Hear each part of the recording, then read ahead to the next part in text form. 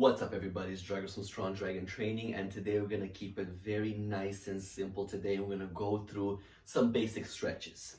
I had a lot of requests about doing some very basic stretches to help people out because stretching is one of the most important things to do throughout your whole life. Whether you're working out or you're not, whether you're looking to gain weight or lose weight, whether you're looking to do a competition, whatever the case may be, stretching is very important for your joints, for your muscles, and for your overall health. So what happens is, just in a little bit of a nutshell, if you don't stretch, obviously you're going to get tighter and tighter and tighter. And when you're younger or when you're middle-aged, this is a recipe for muscle pulls, muscle tears, tendon sprains, muscle sprains. All these different things can happen and can be avoided just by doing a couple of stretches. Now, when you get older, I'm talking more like in 55 plus, 60s, 70s, 80s, it's a good idea to have a foundation from when you're younger, but even at that age, you can always lightly stretch. Because at that point is, if ever you are involved in a fall or you turn a little bit too sudden, you can get to the point where you break a hip, you break a joint, you break a bone, and just because your muscle is so tight and you can barely lift your arm up. I've worked over the years with a lot of senior citizens, and I have seen a lot of cases where they literally could not move the hand up to a certain point. Now, putting frozen shoulder aside and all those different things, I would say 85% of the time, it was just tightness because they were just sitting there, lack of activity, lack of exercise, lack of stretching, and it was just a recipe for disaster. They would get stiffer and stiffer and stiffer and just couldn't move, and at the point where they just didn't want to move because everything was so painful. So, long story short, stretching is very important from when you're little, when you're 5, 6 years old, to all the way when you're 100. So let's start with just a couple of stretches today. All right, guys, we're gonna start with just an easy one for the chest. Now, when you're doing the chest, you're trying to isolate specifically the pectoral major. You need some kind of an obstacle, like my rack over here. You can put up against the wall, you can put up against anything you want, as long as your forearm and your elbow are against this obstacle. You want to lift your elbow at the same height as your shoulder, and from this point, standing in line, you twist away from the muscle and you hold. The average hold time is 30 seconds to 45 seconds. If you go to more like yoga classes and things like that, you're looking at a minute, and hot yoga maybe keeps it in for longer, but we're not looking right now to do a yoga class or a hot yoga class. We're just looking to stretch for overall health. Okay, so you're getting the stretch your pectoral nice and gently, and once you're there, the worst thing you can do, and this goes for any kind of muscle you stretch, is this. Keep on moving and keep on pumping the muscle. You're going to get a muscle pull, and you're not stretching at this point. The muscle is actually tensing more to deal with all of this tension that you're putting on it. So relax. Just breathe calm and relax and let your muscle loosen up. Now, to go a little bit deeper, as a rule of thumb, when you stretch hard and you feel almost that burning pain in your muscle, you're stretching the actual muscle fiber.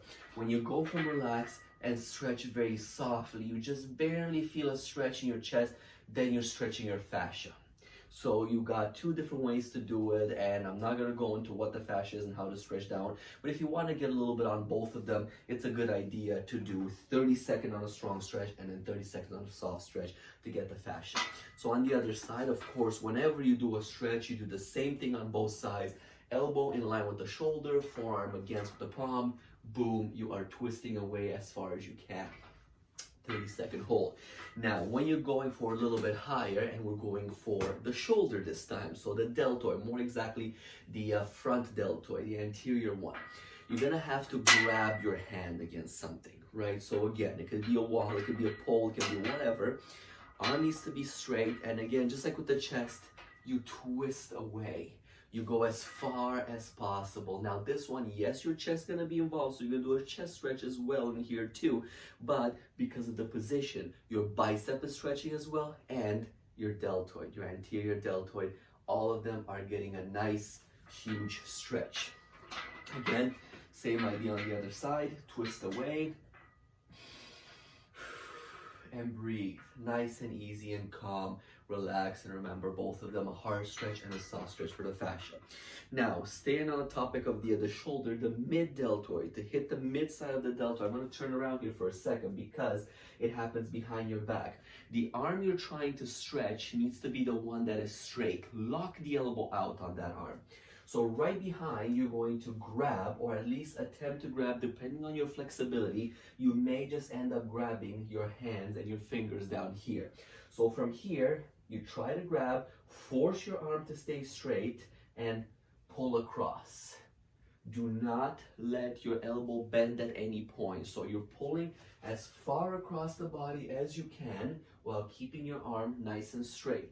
Again, hard stretch and soft stretch. On the other side, same idea.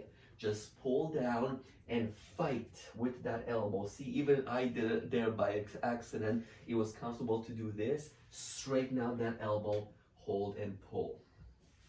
Okay, last one for your shoulder, the rear delt. Arm is out straight, just above your elbow. Don't put pressure on your elbow. Even though it's not a lot of pressure, I always urge people to not put unnecessary pressure on the joint. So go just above the elbow and pull across the body without twisting your body too much.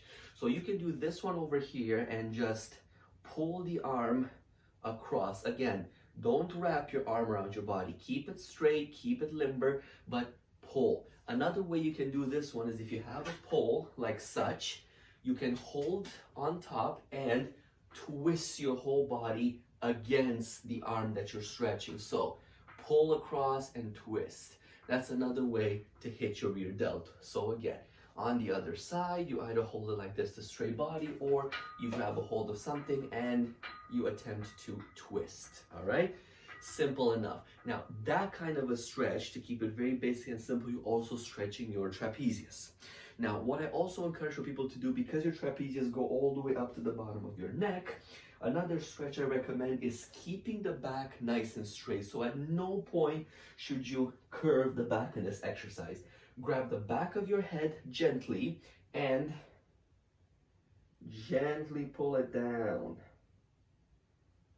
And try your best to keep that back as straight as possible. Now this stretch not only gets the upper part of your trapezius, but also gets your rector spinae, the muscles that are right on the side of your spine. So if you keep the back nice and straight and pretty much only at the cervical line, you bend the neck, the spine rather, you will get a stretch all the way from up here down, going down into your back, okay? Key point on this one is to be very gentle. You don't want to put too much pressure on your neck.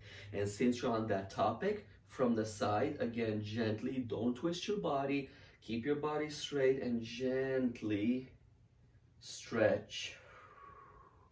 And then gently stretch on the other side, okay? Nothing happens overly crazy. All right, working our way down, we're getting to the triceps over here. A very simple one for tricep. Arm up and beyond, or rather behind your head. You try to grab from the elbow. If your flexibility is poor, grab by the wrist and pull across. I tend to grab by the elbow, and at the same time, I put my head against the arm and I push it back. So not only am I hitting the outermost part of the tricep, but by pushing in, I'm hitting the inner head as well.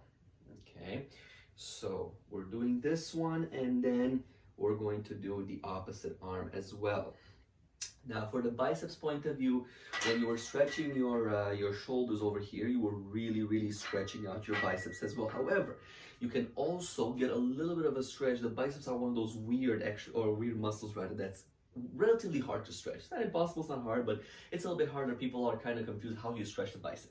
That's one way. The other way is when you stretch your forearm, if you do it the more funky way, as I found, you will stretch the bicep as well. So what I suggest is, with the fingers pointed to the floor against some kind of an obstacle, in my case is this pole, I put my hand right against it. Now automatically I feel a stretch, okay? in the lower part of my, in my forearm rather, or my flexors if we want to get very technical. Now from here, if I twist my body away, then it starts going up, up, up into the bicep, and I stop right when I get it to feel right about to the shoulder. And now I isolate that point with just the flexors or the forearm and the bicep. Again, on the other side as well, hand ideally should be placed against the wall in line with your shoulder. Gently twist until you start kind of to feel your shoulder, and just hold. Simple, simple as that. If you stretch your flexors, you gotta stretch your extensors as well. Arm straight, pull down on the arm, and boom. You're going down to stretch your flexors, okay? Now, again, this is a little bit of a weirder one that I found that really helps. In the past, I've always had issues with the brachioradialis, which is this muscle right over here. And it's one of the muscles that aids you in doing bicep curls. Not the main muscle, but it's a muscle that aids you. And if you're not doing the bicep curls correctly, that muscle can take quite a lot of load into it, and it gets injured.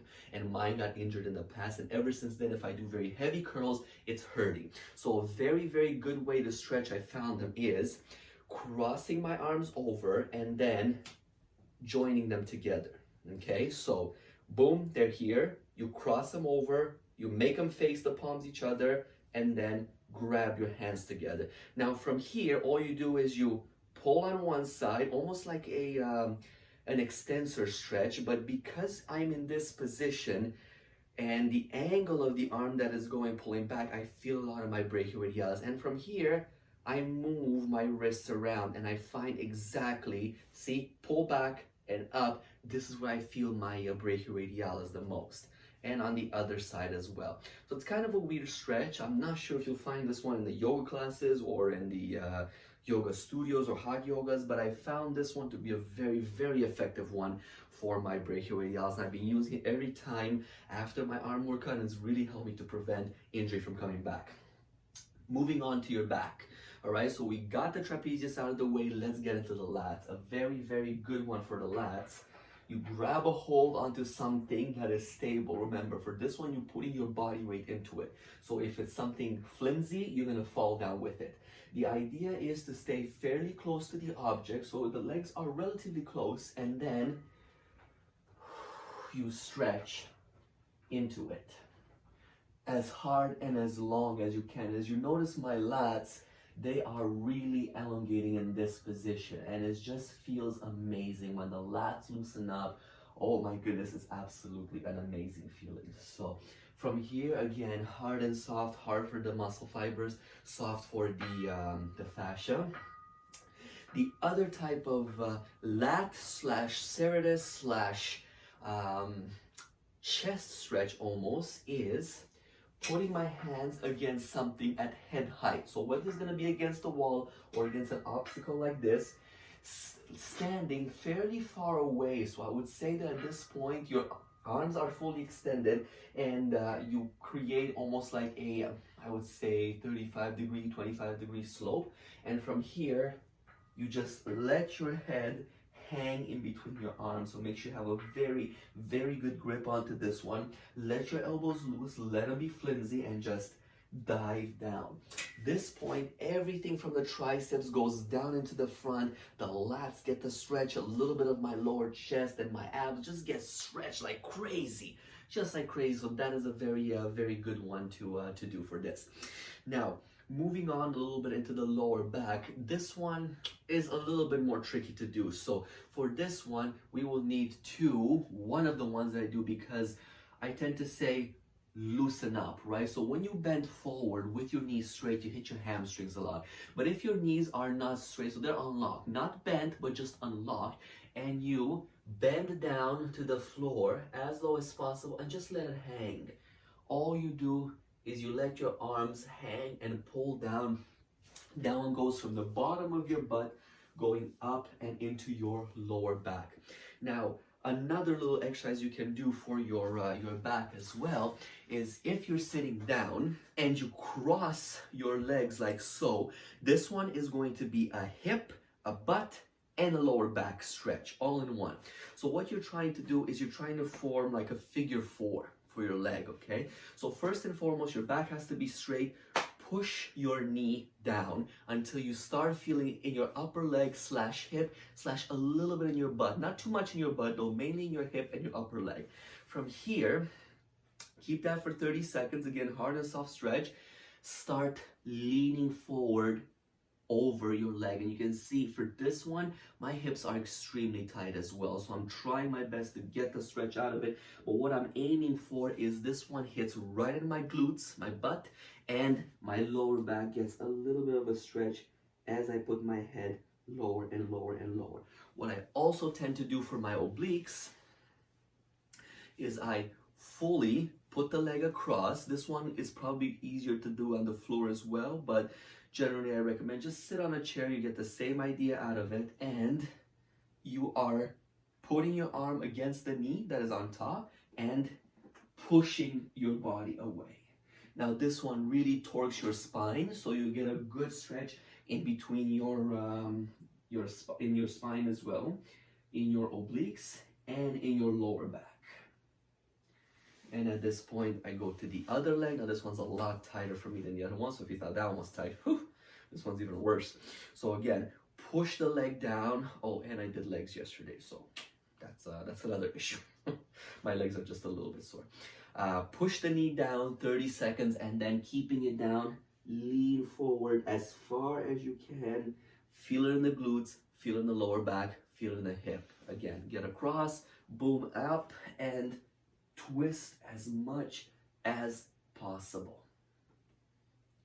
Okay, so that is the for the hips. The other one that I always recommend is for you guys to see me over here for the hamstrings. One of the most simple and classic exercises you will find, or stretches rather, you will find out there, is putting your leg on a chair or a bench or anything like that and reaching for the toe. Reaching for the toe. I also recommend twist outwards in this position so that your body starts facing this way, and then lean on it. That gets your adductors like crazy in here, like crazy. And then of course, you switch the legs. You go down front first. So this one hits the three major heads, right in your hamstrings back here. And then you turn around. My apologies for having the back to you guys right now, but oh, this is such a good stretch, I don't want to miss it. There we go. Another really good exercise that I find, because it's quite hard to hit the outside plane of your legs, right, where your abductors and your glutes get hit on this one as well. So as you can see, starting with the legs apart, I cross them. Try to keep the back leg as straight as possible, whereas the front leg can be bent, unlocked/bent a little bit. And from here, you go down and you go as close to your toes as possible. The only stretch you're gonna feel is right here on the side of the glutes, and then going down to the side of your leg. Okay, so you get that nice huge stretch over there. And then of course, always, each leg needs to get a turn to be up front. Boom. Oh, that feels so good. Whew, that feels good. That is excellent. That feels amazing. And having said all that, let's not forget the front part, or your quads, right? You have 4 big heads over there just waiting to be stretched. Classic one. Grab your ankle, stand up tall, keep the leg close, so both legs need to be close together. Sorry, my shirt is a little bit too big. Yeah, I don't know either right now why I picked this one to be that big, but it goes in handy when I'm getting sweaty during workouts. Anyways, knees are close and next to each other. Back is nice and tall. Hold something for support. From the side, all I'm doing is I'm pulling my heel as close to my butt as I can. And this one really, really kills the quads. So it gets a very, very, very nice stretch into a quad. It's very common, very easy to do exercise, and it's very, very effective. Okay, so we've got the legs done. The only thing that we're left with is on the twist. When I was sitting down, I was twisting, I kind of got the abs out of that. Now, Again, I'm not doing any kind of crazy yoga, but I'm not a yoga instructor, but these stretches, again, they're basics, and they're very effective when you do them. So one more thing I'm going to show you guys, and that's for the rectus abdominis, the six-pack that's at the front, right? So for this one, support your lower back, feet a little bit wider than shoulder width apart. I tend to do them hands. You can do them either grabbing or putting your upper part of your palm against your back. I prefer it this way personally. And I go back and I stretch. Now be very careful on this one, because this one does end up contorting your spine in the way that it doesn't like. So the spine is not necessarily meant to go too far this way. I'm always amazed about those people when they do the extreme flexibilities in the Guinness Book of World Records and everything. The girl that actually went through and the other side, I was like, wow, that is just next level. I wouldn't even attempt to do that. But this one is quite simple. So for most people, it could be as simple as just pushing out like this. Others might need a little bit more, and they'll go a little bit further back. But I would really caution you on going way too low on this one. The other advantage of this exercise is right up front here in your hip flexors. When you reach back like that, these guys get stretched as well. So it's kind of a double whammy for your rectus abdominis, your six-pack, and the hip flexors in the front. So those are a couple of basic stretches, guys, you can do after your workout. So I recommend when you're warm. If you're not warm before you start these exercises, just do a couple of these. Up and down, move everything, get the blood flowing through your joints, through your muscle. It's never, ever, ever a good idea to stretch a cold muscle. So you wake up in the morning, it's not a good idea to start stretching right away. Before, you should do a little bit of movement, get the blood flowing, get the blood pumping, and then stretch the muscle. So you can always stretch the muscle during your workout. All those myths that you hear not to stretch into a workout are wrong. It's a very good idea to give that muscle a little bit of air and stretch throughout the workout and just go back into it. You're not taking away from the workout in any way, shape, or form. And of course, after your workout is a very good idea to stretch. Now, if you're doing things like long distance runs or marathons or short runs or whatever kind of runs, maybe you're playing soccer or whatever, yes, it's a good idea to stretch before that run so everything is loose. But even before that, you should do a couple of movements, whatever, get the muscles full of blood, get the muscles loose, and then stretch out. Get that stretch in there and stretch those limbs, stretch those joints, stretch those tendons. So I hope this helped you guys. I hope it gave you a little bit of a direction, especially for the beginners, on what to do when it comes to stretching. If you have any questions, if I was unclear on some of them, please leave me some comments below and I'll answer them as soon as possible. And I'll be posting up another video later on with some more stretches. They're not necessarily advanced. Again, I'm not a yoga instructor, so I don't do yoga stretches, but a little bit more of advance from the point of view of targeting muscles a little bit deeper and a little bit of a different form, to just like when you're doing a workout, to shock your body and give it a little bit of a different flavors throughout your workouts. So my name is Dragos from Strong Dragon Training. I hope you guys love this video. Hit subscribe, hit that little bell button. I'll be posting more and more. Push until you hit a wall, guys, and then break right through it. I'll catch you on my next video.